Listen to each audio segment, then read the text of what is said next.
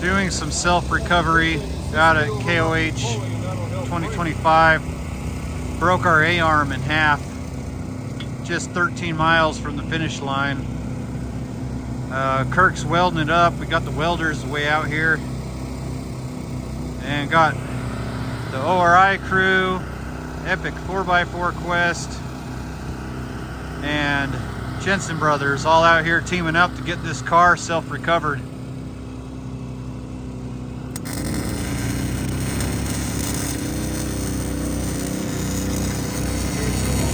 That's a mistake you won't make twice. Gonna see what he's doing under here. You get a really good sun color too.